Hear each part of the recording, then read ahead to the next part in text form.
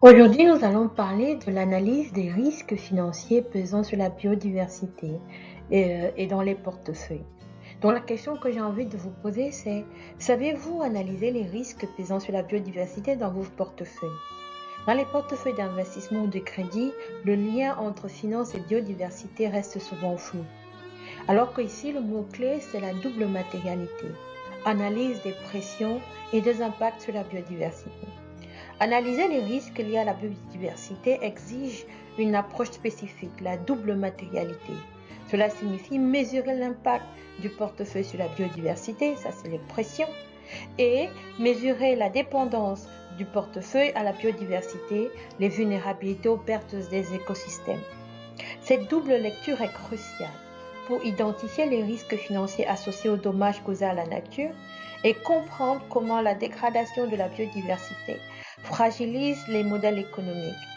Alors, la première étape, c'est d'identifier les pressions du portefeuille sur la biodiversité. Où, comment et à quelle intensité mon portefeuille exerce-t-il une pression sur les écosystèmes? Voilà quelques questions clés à se poser. Mes contreparties exploitent-elles les ressources naturelles sensibles? Y a-t-il des risques de déforestation, de pollution, de surexploitation, de fragmentation des habitats dans les activités de mon portefeuille? Quel est le cycle de vie complet des produits ou des projets financés? Et à ce moment-là, une cartographie des pressions doit être réalisée par secteur, par zone géographique et par type d'actifs. Cette cartographie va permettre de prioriser les zones d'alerte et d'évaluer les impacts négatifs cumulatifs. La deuxième question à se poser, identifier les dépendances du portefeuille à la biodiversité. La biodiversité rend 21 services écosystémiques inestimables à l'économie réelle et contribue à plus de 50% du PIB mondial.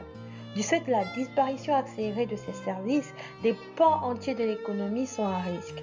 Par exemple, dans le secteur agroalimentaire dépendant de la pollinisation, la perte des abeilles commence à créer des impacts importants. On a aussi l'industrie textile qui est très dépendante de la qualité des sols et de l'eau.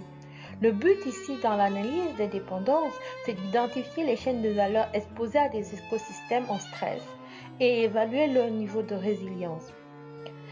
Quels sont les outils qu'on peut utiliser pour activer cette analyse et objectiver?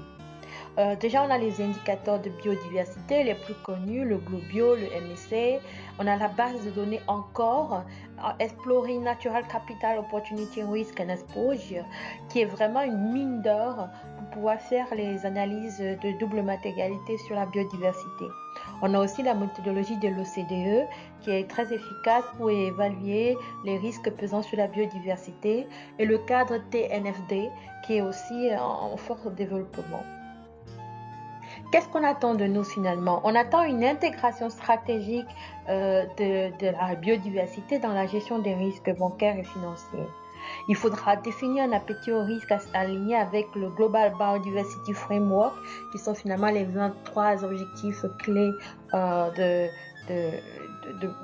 à atteindre pour pouvoir renforcer la biodiversité, mettre en place des mesures d'atténuation des impacts, des exclusions, de la sélection et même des conditions ESG lors de l'octroi des crédits ou la stratégie de financement et d'investissement, déployer des politiques d'engagement avec les contreparties les plus exposées, mettre en place des reportings clairs, accessibles et reproductibles.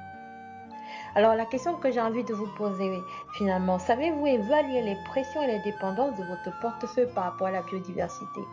Si vous avez aimé cette vidéo, likez-la, abonnez-vous et restons connectés.